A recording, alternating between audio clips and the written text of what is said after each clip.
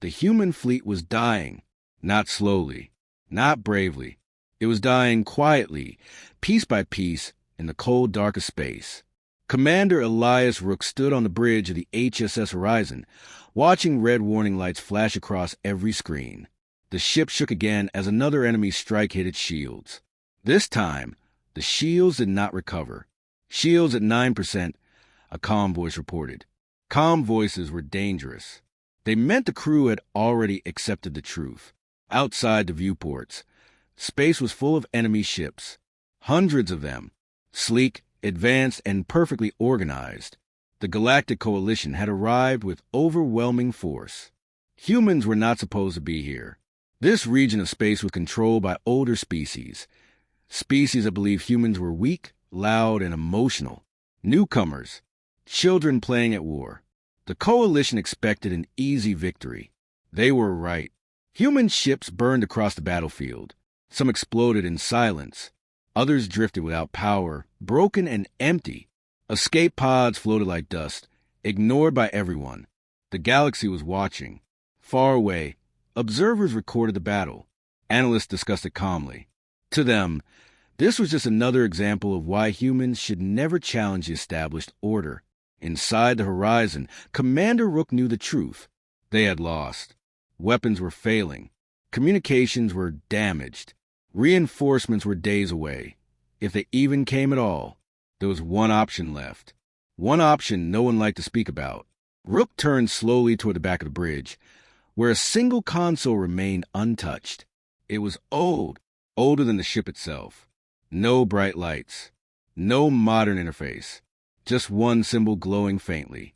The crew noticed. Silence spread across the bridge. "Sir," said Lieutenant Marakeen, her voice low, "you're not considering." "I am," Rook replied. The lieutenant swallowed. "That signal hasn't been used. Ever." Rook nodded. Because it was never meant to be used lightly. Everyone on the bridge knew what it was. An emergency backup signal. Not a military channel. Not an alliance request.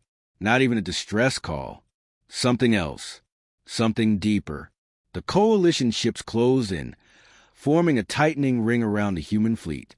Enemy commanders prepared the final order. Across the galaxy, sensors picked up a strange transmission.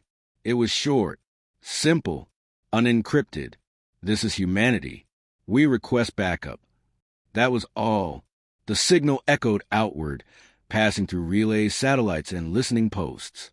It crossed borders. It crossed treaties. And then it kept going. Galactic commanders laughed. "That's it?" one alien admiral said. "They're begging now." The Galactic Council reviewed the signal. They searched for allied movements. No fleets mobilized. No ancient powers stirred. "This changes nothing," the Council declared. "The humans are finished." Back on the horizon, the crew waited. Nothing happened. Seconds passed. Then minutes. Enemy weapons charged. Lieutenant Keene whispered, "Sir, did it work?" Rook did not answer. He was watching a different screen. Deep space sensors flickered. At first, the readings made no sense. Space itself seemed to bend, not like a warp jump, not like a weapon. Like something large was moving where nothing should be. "Sir," a sensor officer said slowly, "I'm detecting mass. Extreme mass. But no ship profile." "How many?" Rook asked. The officer hesitated. I can't tell." Across the galaxy, alarms began to sound. Ancient databases unlocked themselves. Files marked forbidden reappeared. Warnings written in dead languages translated automatically. Observers stopped laughing. Coalition admirals demanded answers. "What is responding to human signal?" someone asked. No one replied. The space beyond known charts began to glow, not with light, but with shadow. Shapes formed, vast and wrong. Not metal, not machines. Alive, on the bridge of the horizon. The crew stared in silence. Lieutenant Keene finally understood. "Sir," she said, her voice barely steady, "who exactly did we call?" Commander Rook closed his eyes for a moment. "Not allies," he said. The first shape crossed into real space. The battlefield froze.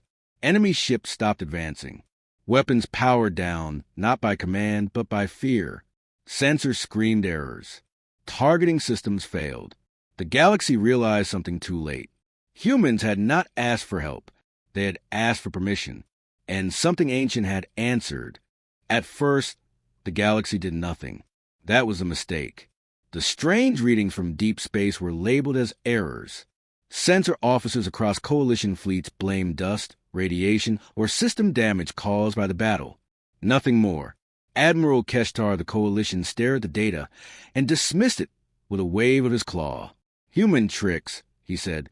They are trying to scare us. The other commanders agreed.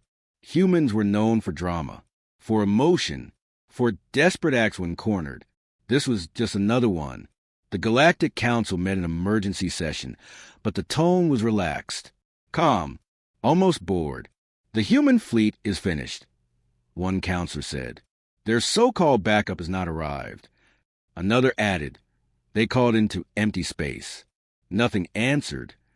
The council voted to proceed with total elimination. That vote would be remembered forever. Back at the battlefield, Coalition ships powered their weapons again. Target locks returned. Formation tightened. The order was simple. End it. On the human ships, there was no cheering, no hope-filled speeches, only quiet waiting.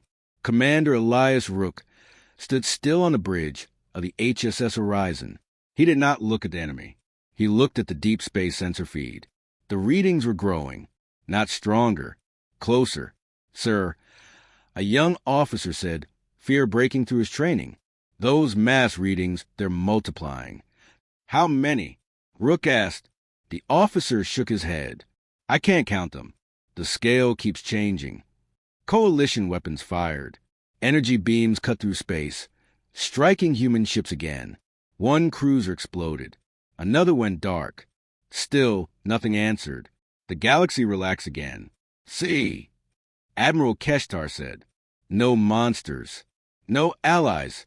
Just humans dying. Then space paused. Not stopped. Paused. Coalition ships experienced sudden failures. Engines lost thrust. Navigation systems froze. Timestamps desynced. Pilots reported the same thing.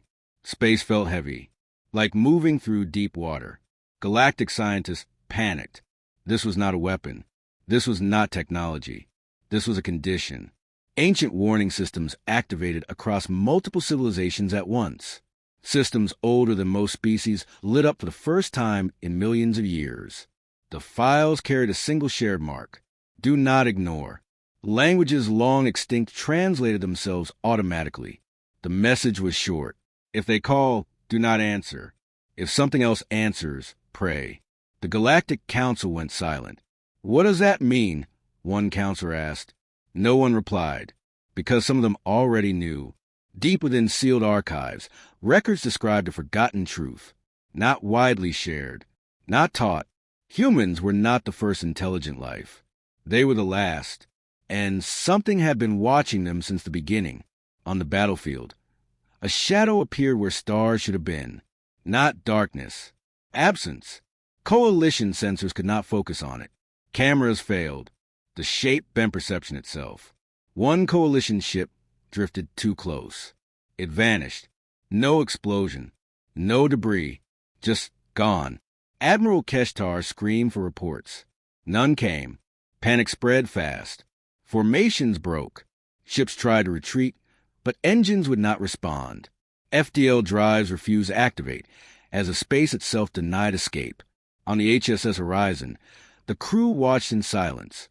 Lieutenant Keene whispered, "They're not attacking us." Rook nodded. "They never do." Another shape emerged. Then another, massive, alive, moving with purpose. The galaxy finally understood. This was not a rescue. This was containment. The Council tried to send a ceasefire message to the humans. The transmission failed. They tried again. Still nothing. The monsters did not communicate. They did not threaten. They did not explain. They simply positioned themselves between humanity and everyone else. Coalition admirals begged for orders. The Council had none. Every strategic assumption collapsed. Asterisk humans were not weak. Asterisk humans were not alone. Asterisk humans did not need allies. They had something worse, something older, something that answered only one call. Commander Rook finally spoke over an open channel, his voice calm and clear. "This is humanity," he said. "You made your choice." The monsters moved. The galaxy had believed backup meant help. They were wrong. Backup meant judgment, and the galaxy had failed the test. The galaxy had expected noise, explosions, weapons, screams over open channels. What it got instead was silence. Not the calm kind. The wrong kind. Coalition ships floated in broken formations, their engines still unresponsive. Pilots tried again and again to regain control, but the commands vanished into nothing. It was as if space itself refused to listen. Sensors continued to fail. Not all at once. One by one. Each system that shut down carried the same final message. No data available. On the bridge of the HSS Horizon, Commander Elias Rook watched the tactical display fade into emptiness. Enemy markers disappeared. Not because the ships were gone, but because the systems could no longer describe what was happening. Lieutenant Keen's hands shook as she held the console. "Sir, are we safe?" Rook did not answer right away. Outside the viewport, the first shape became clearer. It did not enter space like a ship. It unfolded. Reality bent around it, like fabric stretched too far. Stars warped. Light curved. The thing moved without engines, without force, without sound. Alive. It was larger than any battleship. Larger than any station. Its surface was not metal, not skin, not stone. It was something older. Coalition pilots finally broke. Unknown entity detected. Target lock impossible. "It's looking at us." The last transmission ended in static. A coalition destroyer drifted closer, pulled by forces no one could measure. The shadow touched it. The ship did not explode. It aged. Metal rusted in seconds. Energy bled away. Hulls cracked like dry bone. Then the ship collapsed into dust, scattering silently into space. Every observer watching across the galaxy felt it. This was not war. This was correction.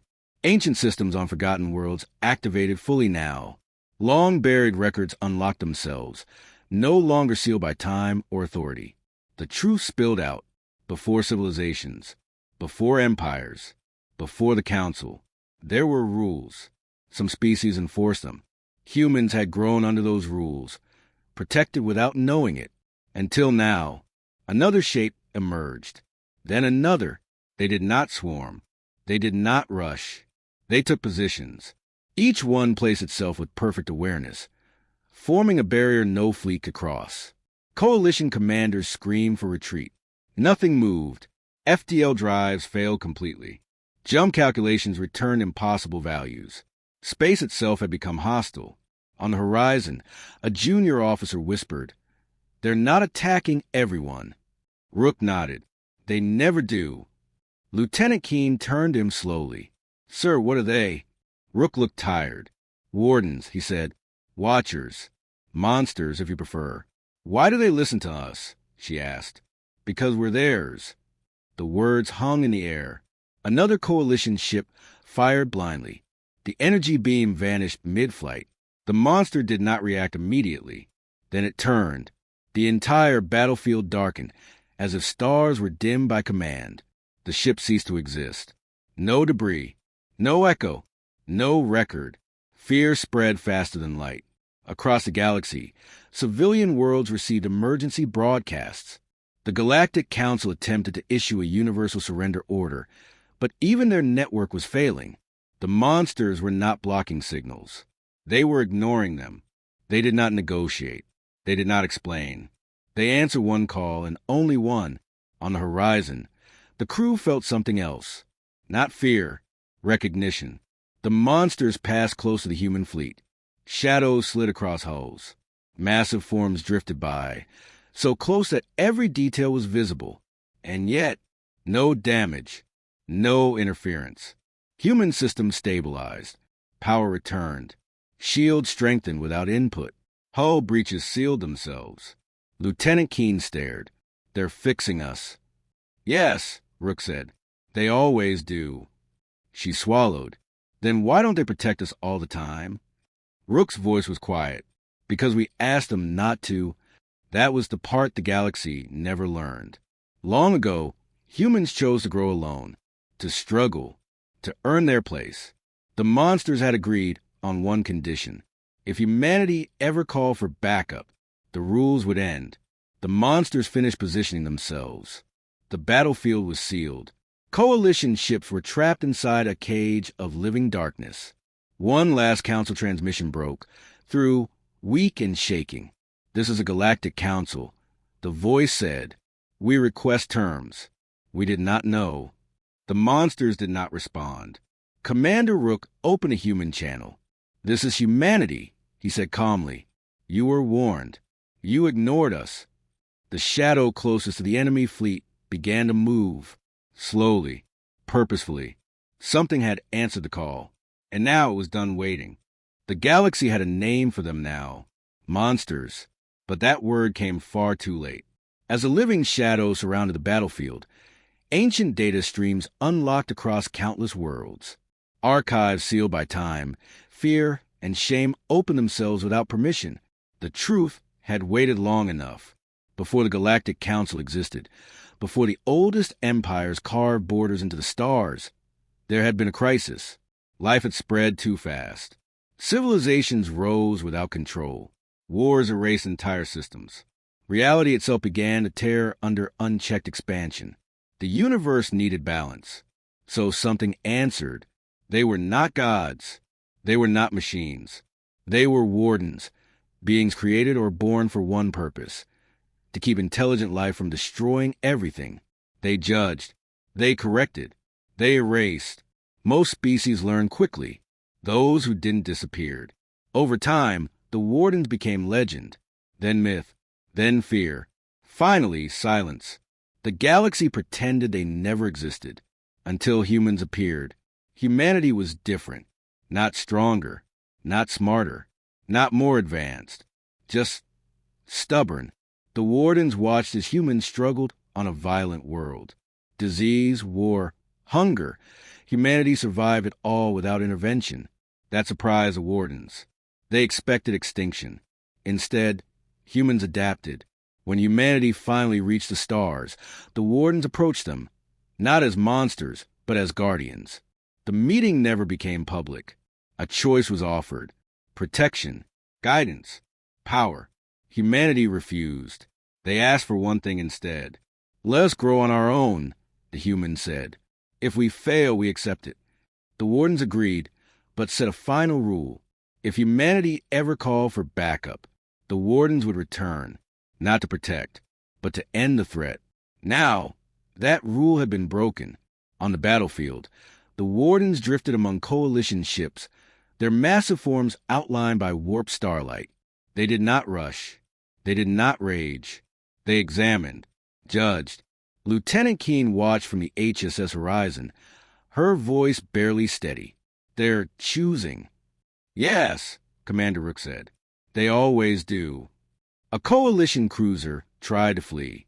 The warden nearest it shifted position, just slightly. Space folded.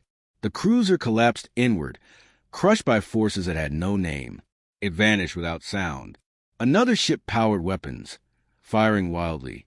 The wardens did not react until the beam touched human space. Then the response was immediate. The firing ship simply stopped existing. No delay, no warning. The line was clear. Humanity was not to be touched. The Galactic Council finally understood the full horror of their mistake. The monsters were not attacking randomly. They were enforcing a boundary.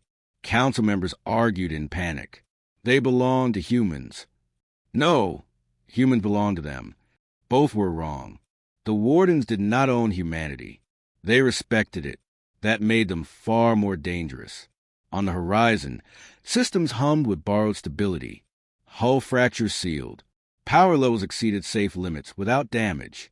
The crew felt small beneath the passing shadows. "Sir," Keene said softly, "if they're so powerful, why don't we use them?" Rook's answer was immediate. "Because we don't control them." He paused. "And because if we did, we would become what the galaxy fears. The wardens completed their evaluation. Coalition fleets were marked, not by symbols, by attention. Those that attacked humans were doomed. Those that stood down were ignored. One by one, ships vanished. Entire armadas erased without struggle. The galaxy screamed, begged, pleaded. No one listened. This was not vengeance. It was enforcement. The wardens had returned not because humanity was weak, but because humanity had been pushed too far. At last, only silence remained. Wreckage drifted where fleets once ruled. Star lanes lay empty. Fear spread faster than news. The wardens began to withdraw, not fleeing, returning to watch. Commander Rook opened a private log, knowing it would never be shared. "We called them," he said quietly.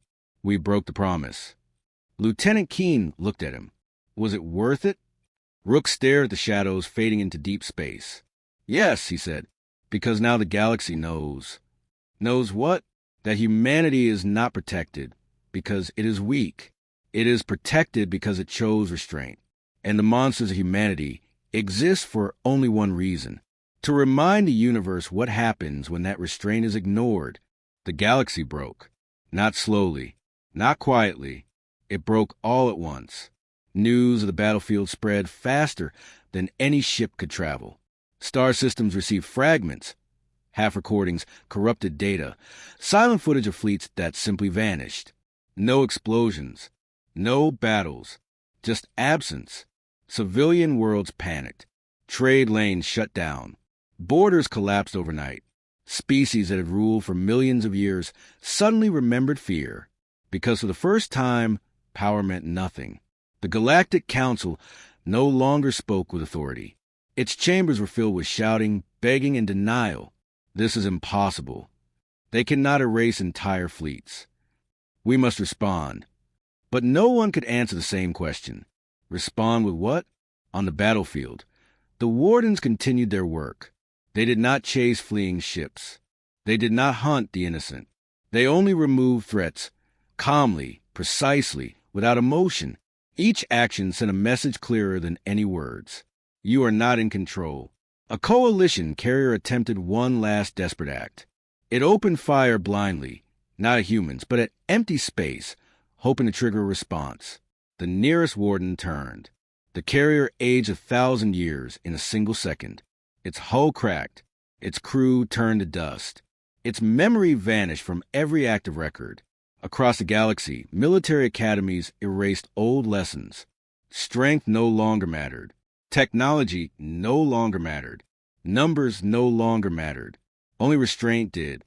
On the HSS Horizon, the human crew watched the destruction with heavy silence. No one cheered. No one celebrated. Lieutenant Keene finally spoke. "They're terrified of us now." Commander Rook nodded. "They should be." "But we didn't do anything," she said. Rook looked at her. "Exactly. The wardens were not humanity's weapon. They were humanity's limit." A council envoy finally reached the human fleet. Its transmission weak, fragmented, shaking. "This is the Galactic Council." The voice said, "We acknowledge wrongdoing. We request mercy." There was no reply at first. Then Commander Rook opened the channel. Mercy, he said calmly, was available before the attack. The council voice broke. "We didn't know." Rook's answer was simple. "You didn't want to." The wardens shifted, not toward the humans, toward the remaining coalition forces. This was the moment the galaxy truly understood. The monsters were not here because humanity wanted revenge. They were here because the galaxy had proven it could not be trusted with unchecked power. One final fleet, ancient proud, armed with weapons that once terrified entire regions, stood frozen as a warden approached. The fleet transmitted surrender codes, disarmament signals, apologies in every known language. The warden did not stop. The fleet vanished. After that, the warden stopped moving. Silence returned. The battlefield was empty except for human ships and drifting debris. Across the galaxy, species fell to their knees, figuratively and literally. Treaties were rewritten in panic. Borders were abandoned. New laws spread faster than fear. Asterisks do not threaten humans. Asterisks do not corner humans. Asterisks never force humans to call for backup, because backup was not help. Backup was the end. On the horizon, alarms faded. Systems normalized. The borrowed strength from the wardens slowly released its grip. Lieutenant Keene looked out at the stars. What happens now? Rook answered without hesitation. Now we live with what we showed them. The wardens began to withdraw, not disappearing. Watching, they took positions beyond known space, unseen but felt. Every sensor in the galaxy now carried a quiet warning it could not explain. Humanity did not chase glory. They did not expand their borders. They repaired their ships and turned toward home. The galaxy watched them leave, not with hatred, not with anger, with awe and fear. For the first time, the galaxy understood the real danger of humans. Not their weapons, not their ships, not their allies, but their restraint. Because if humanity ever lost again, the monsters would answer. And next time, there might be nothing left to save. The wardens did not leave. That was the first realization. They did not vanish into myth or disappear beyond the edge of memory. They simply became quiet again, returning to the places where space thinned and reality bent. Watching, the galaxy felt them even when it could not see them. Star charts changed. Routes once busy fell silent. Explorers avoided entire regions without knowing why. Sensors refused to look too closely into certain shadows. Fear became law. On the HSS horizon, repairs were complete. The human fleet, once broken and bleeding, now drifted calmly through space. No celebrations, no speeches, just relief. Commander Elias Rook stood alone on the bridge, recording a final log. "We asked for backup," he said softly, "and we got it, but the cost will echo longer than the war." The log would never be shared. Some truths were too heavy. Across the galaxy, the Galactic Council dissolved itself, not in protest, not in rebellion, in shame. A new system replaced it. Not an empire, not a ruling body, but a compact built on fear and caution. Every member signed the same rule first. Humanity is to be left alone, not isolated, respected. Military doctrines were rewritten overnight. Training simulations changed their outcomes. Cadets learned a new lesson early. If humans withdraw, let them. If humans warn you, listen. If humans call for backup, run. Humanity itself did not change much. That was the second realization. Humans did not conquer. They did not expand. They did not use the wardens to gain power or territory. They went home. They rebuilt. They remembered. Lieutenant Keene visited a memorial deck where names of lost crew slowly scrolled in soft light. She found Commander Rook there.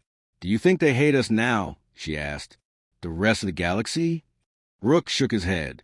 "No, they fear us." "Is that better?" "No," he said, "but it's safer." The wardens observed humanity closely after the battle. They saw restraint. They saw grief. They saw a species that had asked for help only when all other options were gone. That mattered. The ancient pact remained broken, but not forgotten. Humanity sent one final message into deep space. Not a command, not a demand, a promise. We will not call again unless we must. The wardens accepted it. Time passed. Years turned into decades. Stories of the event changed with retelling. Some claimed the monsters were gods. Others said they were myths, exaggerated by fear. But certain records never faded. Entire fleets missing. Star systems abandoned. Regions of space no one dared to enter. And at the center of every warning, humans. Commander Rook retired quietly. He never spoke publicly about the battle. When asked once what truly happened, he gave a simple answer. "We reminded the galaxy of a boundary." "What boundary?" the reporter asked. Rook paused. "The one between civilization and extinction." The final realization spread slowly, planet by planet, species by species. Humans were not dangerous because of what they could do. They were dangerous because of what they refused to do. They did not seek domination. They did not crave worship. They did not use their monsters. Until forced, the wardens returned fully to silence. But not to sleep. They waited, and the galaxy learned to live carefully under that watchful quiet. The last record of the event was added to Universal Archive, written in every known language.